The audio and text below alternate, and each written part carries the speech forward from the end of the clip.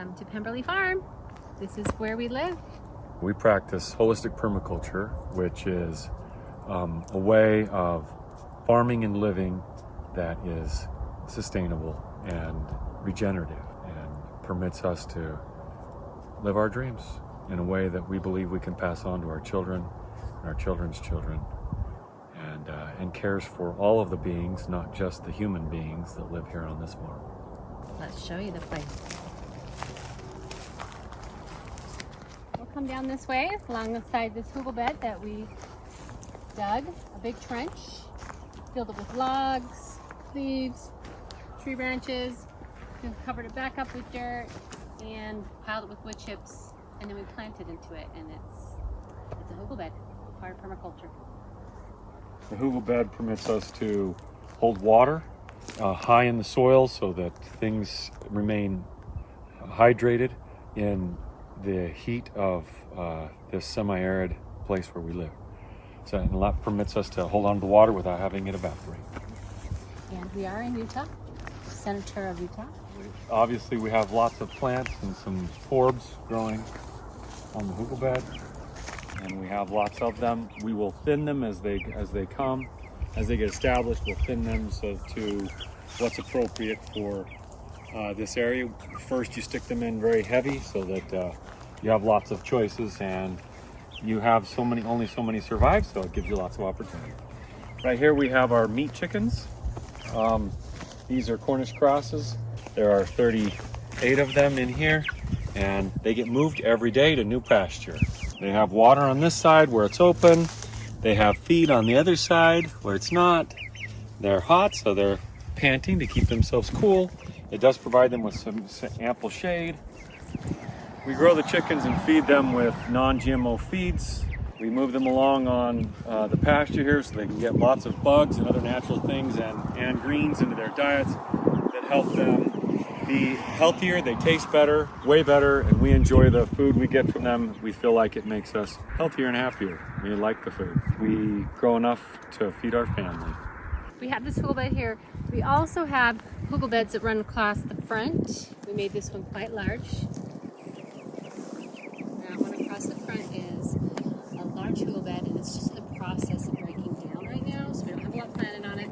We do have a hugel bed here. It's separating this pasture into 3 parts. There's another hugel bed on the other side of it. And the purpose of having them split up like this, planting trees on the hugel beds, is to create a silvopasture, or a pasture that is separated with trees. The trees providing shade to the animals and to the greenery that grows in this area, and then and providing windbreak and other types of shelter for this area. And then the trees themselves providing us with all kinds of services. We have fruit trees and other things intermixed in it as well, so we can have food and shelter. One thing we also do with our birds, we feed them fermented feed. So this is our non-GMO feed. It's not like anything you'd normally see fed to meat birds. This has whole grains and real food in it. It's not just a cracked corn. There's no corn in it because corn's all GMO, or mostly. And then we put it inside of these containers, and there's one right over here, and you can see what it looks like fermenting. We ferment the feed because the birds can get more nutrients out of the food when it's fermented. So there it is, fermenting. It ferments for 24 hours. We feed it, so it's not like it stays long, just long enough to get fermented. Along the hugel bed, I've planted different vegetables just to fill in the places. So I have some tomatoes right here, vines. I'm trying to keep the field bindweed from taking over. We have a hazelnut right there. There was a chestnut back up that way. Over here is the market garden. This little patch right here is called pumpkin patch. So it's not in rows, it's just a big patch of squashes and some melons. But over there we have traditional market garden, which is 30-inch rows. So here along the market garden, we have planted fruit trees to provide some shade to part of the market garden. So another form of silvopasture, or silviculture, planting trees to provide shade for the garden. Our gardens get lots and lots of sunshine, so we need to provide some shade. Here we have echinacea. and St. John's wort in flower. We think they're beautiful. Love to eat the flowers. Tastes like licorice. Then we have a Nanking cherry and a rose of Sharon. Here we have a volunteer honey locust. We love the trees that volunteer. Lots of sunflowers. I have to weed the sunflowers out. We don't want too many and we don't want them too close to our plants. I try to keep them away from my plants. I've learned that they're allelopathic and can affect plants to not grow as well. Some plants. Two greenhouses over here that we can grow year-round food in. It just got harvested, Yeah, so it's just transitioning. So the tomatoes are on just one side. They will actually just fill this entire area. And there are little peppers. And there are peppers along this side, on the far side, so they'll grow. There's a little more in this one. A lot that needs to probably get harvested. Took my Swiss chard to the farmer's market yesterday. It was a hit. Sold it out. He's building me a tool while we're here so that we can put all of our shovels and rakes and things right here instead of up against the house. Eventually, we'll hopefully get the driveway cleaned up and when he has a shop to put his saw stuff in and woodworking. We mill our own lumber, and so this lumber is elm. It came from trees that were cut down in town from people who didn't want them anymore, and instead of having them hauled to the dump to be wasted, the arborist brought them here. We cut them into lumber and are building things out of them. Here's a flower garden. We'll cut flower gardens. We hope to be able to cut flowers and make bouquets out of them. It's my fun, beautiful garden, and I do intermix some herbs and food. I have some cabbages and there's some basil over there, but lots of beautiful flowers, just to make me happy. Lots of flowers and herbs. Okay.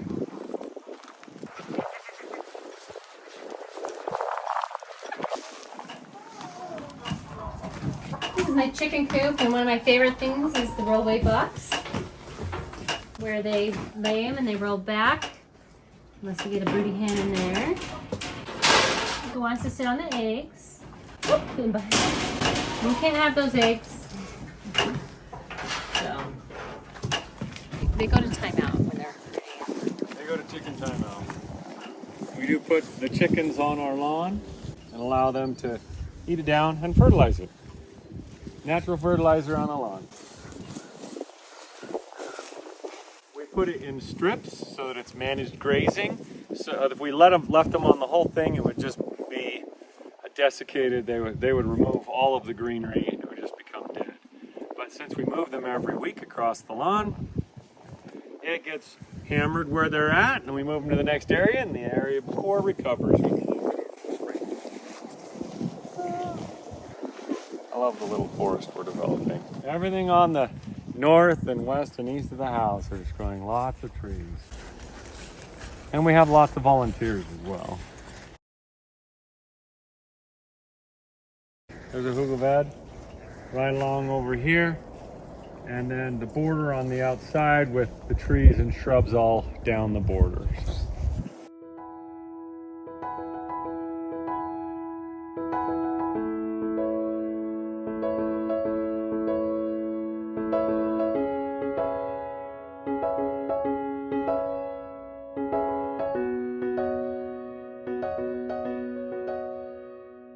And a very important part of our farm the most important part of our farm is our family.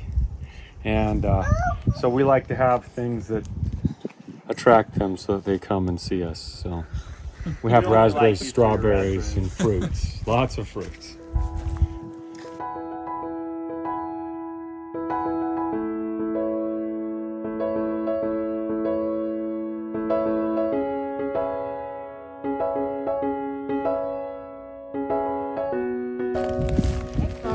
Side.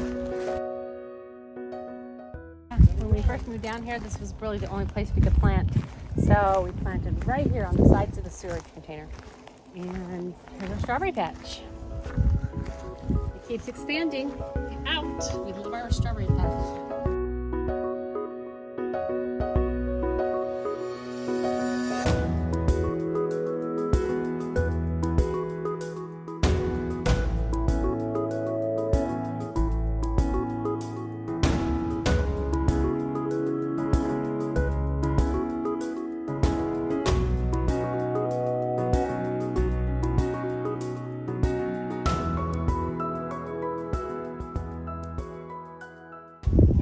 Along here, it's a ditch here, and along the ditch was another place we could plant right at first. So we planted shrubs and trees trying to create a windbreak. And we planted bamboo, Here's one. highly invasive bamboo, and then a whole bunch of different things like pea shrub and lead plant and buffalo berries and just a lot of different shrubs to fill it in and make a thick I'll hedge. have some. Now, we go over here. This is our food forest in the beginning stages still. Still trying to get lots of big trees and lots of shrubs and let just everything feel in like a forest. Is it hot? We want to feel everything in like a forest. We put our beehives in here. We, over here, have the traditional hives that we've used for years and years. And this year is the first year that we've transitioned over to the horizontal hives. These are Langstroth hives, and these are Layens hives that are horizontal layens.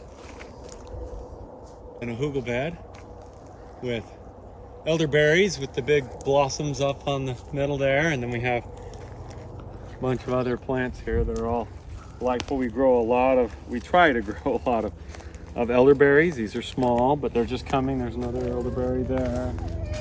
They smell so good, they look good, and they're good for us.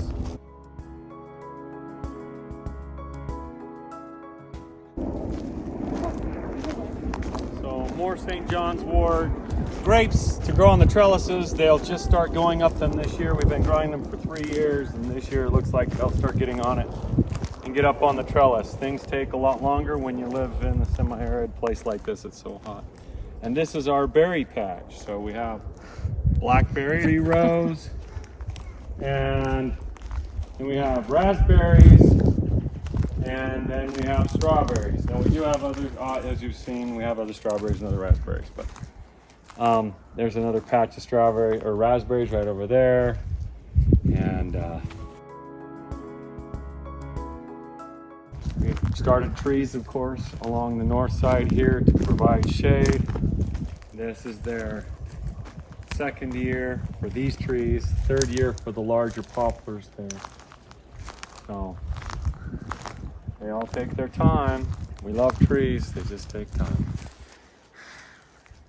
We hope you've enjoyed a tour of Pemberley Farm, and there's quite a few places we haven't been able to show you, but in the interest of time, just try to show you some of the highlights. We are excited about how we plant and how we care for the earth and all the microorganisms. Our primary focus is on our soil and developing our soil so that we have lots of nutrients go into our foods, which makes all the difference in how they taste and how they feel in our bodies, and that brings our family and our grandchildren right around us, which we love.